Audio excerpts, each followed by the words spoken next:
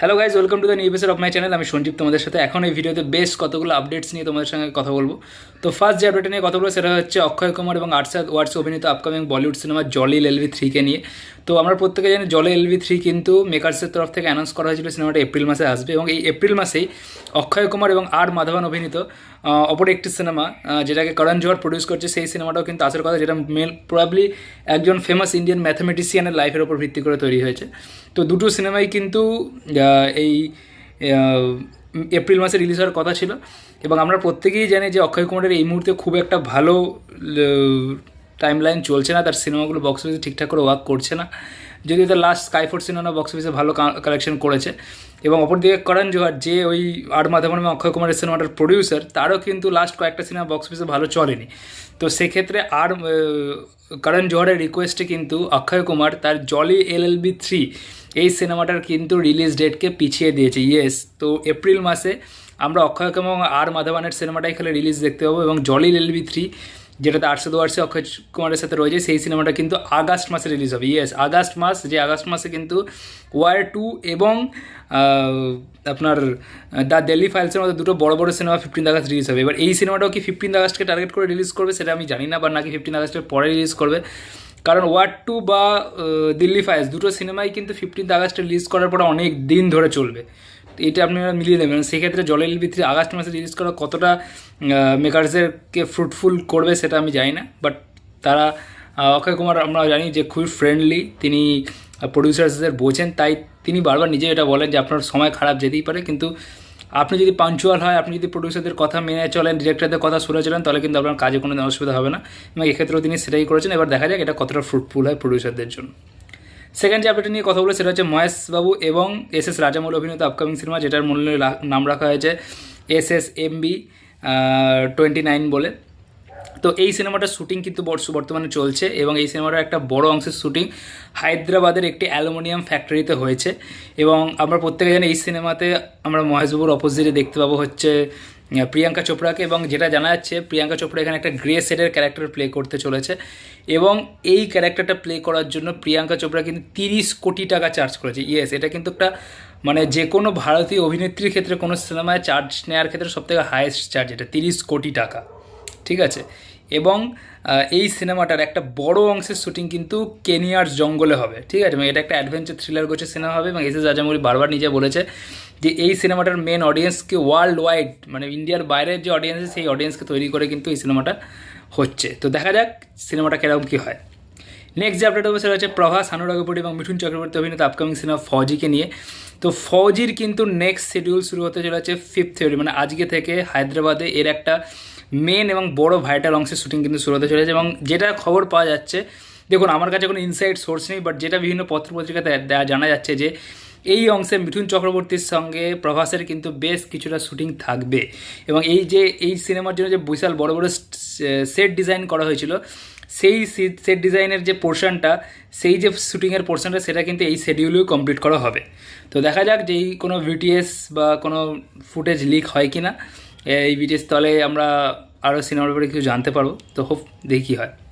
এরপরে যদি একটু বাংলা সিনেমার দিকে নজর দিই, তাহলে ফার্স্ট খাদানের কথা বলবো। খাদান আমাদের ইন্ডিয়া থেকে ন্যাশনালি 20 কোটি টাকার বক্স অফিস কালেকশন করেছে নেট, যেটা একটা হিউজ রেকর্ড। এরপরে সিনেমাটা UAE-তে রিলিজ করেছিল, ইউনাইটেড আরব এমিরেটসে, এবং সেখানে ভালো রেসপন্স ছিল, এবং সেই জন্য সেখানে শো বাড়ানো হয়েছে, এবং তারপরে অস্ট্রেলিয়াতে রিলিজ করা হয়েছে, এবং এরপরে সিনেমাটা কিন্তু ব্যাংককে রিলিজ পাচ্ছে। ইয়েস, খাদান এই নিয়ে 3 নম্বর ওভারসিজ কান্ট্রি ব্যাংককে কিন্তু রিলিজ পাচ্ছে, যেটা একটা এর আগে কাবুলিওয়ালা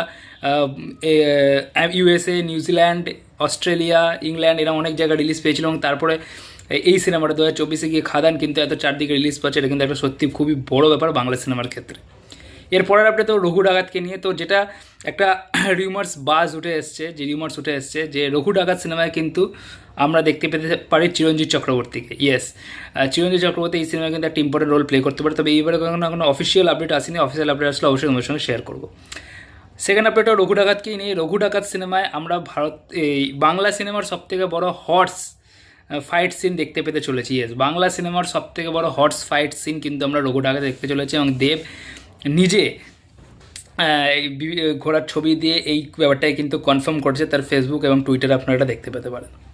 এর পরের আপডেটটা দেবো হচ্ছে সত্যি বলে সত্যি কিছু নয়, যে সিনেমাটা রিলিজ করেছিল হচ্ছে 23 জানুয়ারিতে। তো এই সিনেমাটার নেট কিন্তু 80 লাখ টাকার বক্স অফিস কালেকশন করে নিয়েছে, এবং বিনোদিনীর থেকে এই সিনেমাটা কিন্তু এগিয়ে আছে, এবং এই সিনেমাটার কিন্তু ন্যাশনালিও রিলিজ হয়ে গেছে। এই সিনেমাটা 7টা শহরে রিলিজ হয়েছে, এবং তার সাথে বাংলাতেও কিন্তু পাবলিক ডিমান্ডে কিন্তু শো সংখ্যা বাড়ানো হয়েছে।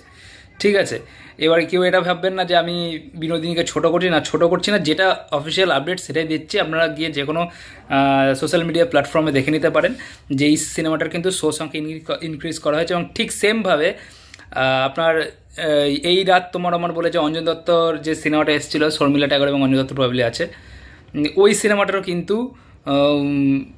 শো সংখ্যা বাড়ানো হয়েছে। ঠিক আছে, কারণ ওই সিনেমাটা কিন্তু ভালো রেসপন্স পাচ্ছিল। ঠিক আছে, সেই অনুসারে কিন্তু বিনোদিনীর রেসপন্স অনেকটাই কম, এবং এই দুটো সিনেমার হোল্ড কিন্তু বেশ ভালো। তো দেখা যাক যে কোন সিনেমাটা বছরের প্রথম হিট হয়। ঠিক আছে, এরপরে যে আপডেটটা দেবো সেটা মেনলি আপডেট নয়, দুটো বাংলা সিনেমা কিন্তু রিলিজ হচ্ছে। ঠিক আছে, ইয়েস, দেব, সোহম, শ্রাবন্তী এবং মিমি অভিনীত শুধু তোমারই জন্য এই সিনেমাটা এই ফেব্রুয়ারি মাসের 7 ফেব্রুয়ারি কিন্তু রিলিজ হচ্ছে, এবং অপরদিকে সত্যজিৎ রায় এবং মহানায়ক উত্তম কুমার অভিনীত নায়ক সিনেমাটা, যেটা একটা কাল্ট ক্লাসিক সিনেমা, সেই সিনেমাটা কিন্তু 21 ফেব্রুয়ারি রিলিজ হচ্ছে। তো এই মুহূর্তে আমরা দেখতে পাই, লাস্ট বছরও দেখেছিলাম যে কাহো না প্যার হে, তারপরে ইয়ে জাওয়ানি হ্যায় দিওয়ানি, এইসব সিনেমাগুলো রিলিজ পেয়েছিল। তো এক্ষেত্রে বাংলা যে এই সিনেমাগুলো রিলিজ হচ্ছে, স্পেশালি নায়ক তো অবশ্যই একটা সাকসেস পাবেন, কিন্তু দেবের যে সিনেমাটা আছে শুধু তোমার জন্য, এই সিনেমাটাও কিন্তু দেখবেন রিলিজে ভালো একটা কালেকশন করতে পারবে বলে আমার পার্সোনালি মনে হয়, কারণ দেবের একটা টাইম চলছে, এবং উত্তম কুমার তো অবশ্যই একজন মহানায়ক লিজেন্ড, তো তার সিনেমা অবশ্যই ভালো চলবে।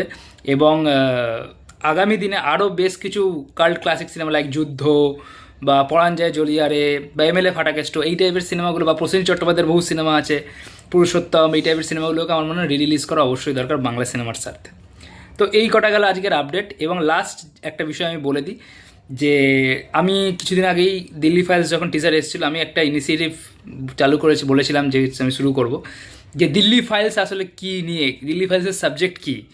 ঠিক আছে, এই যে বেঙ্গলে যে রায়েটস হয়েছিল, যে the great Calcutta killing, great Noakhali killing, এই যে পুরো কালিমালিপ্ত অধ্যায়টা 1947-এর, সেই নিয়ে পার্টে পার্টে আমার চ্যানেল থেকে ভিডিও আসবে দিল্লি ফাইলসের ব্যাক স্টোরি, রিয়েল স্টোরি নিয়ে। এবং তার সাথে ফাইলস ট্রিলজি যে আরও দুটো সিনেমা আছে, কাশ্মীর ফাইলস এবং তাসকান্ত ফাইলস, সেই দুটো সিনেমারও কিন্তু রিভিউ আসবে আমার চ্যানেল থেকে। তো আমার সেই ইনিশিয়েটিভের ফার্স্ট এপিসোড আসছে কিন্তু মানে আগামী পরশু দিন। ঠিক আছে, মানে সামনে যে পরশু দিন আসছে, মিনস আজকে হচ্ছে বুধবার, আপনার নেক্সট ফ্রাইডে কিন্তু তার ফার্স্ট টিডিএস মানে দিল্লি ফাইলসের ফার্স্ট এপিসোড আসছে, দিল্লি ফাইলস রিয়েল স্টোরি। তো প্রত্যেকে এপিসোডগুলো দেখুন। আমার মনে হয় এটা শুধু দিল্লি ফাইলস বা মিঠুন চক্রবর্তীর সিনেমা বলে না, অ্যাজ এ ইন্ডিয়ান আমাদের প্রত্যেকের জানা উচিত, এই ইতিহাসগুলো জানা উচিত, কারণ এই ইতিহাসগুলো আজকের দিনে আমাদের কাছে খুব একটা আনা হয় না, আমাদের সামনে খুব একটা আনা হয় না। তো এগুলো জানা উচিত। আমি যতদূর জানি, যতদূর রিসার্চ করে জানতে পেরেছি, সেগুলি আপনাদের সঙ্গে শেয়ার করবো। কোনো ভুলভাল তথ্য কিছুই নয়, যেগুলো সোশ্যাল মিডিয়ার বিভিন্ন প্ল্যাটফর্মে আছে, যেগুলো বইপত্র পড়ে আমরা জানতে পেরেছি, যেগুলো বিভিন্ন রিসার্চ পেপারে লেখা আছে, যে রিসার্চ পেপারগুলো আমার পক্ষে পাওয়া পসিবল, সেইগুলোর কথাই বলছি। সেইগুলো কিন্তু অবশ্যই আমি আপনাদের সঙ্গে শেয়ার করব। তো প্লিজ সাপোর্ট করবেন, এবং ভিডিও ভালো থাকলে অবশ্যই লাইক করে দেবেন, যেটা সাবস্ক্রাইব করবেন। Thank you.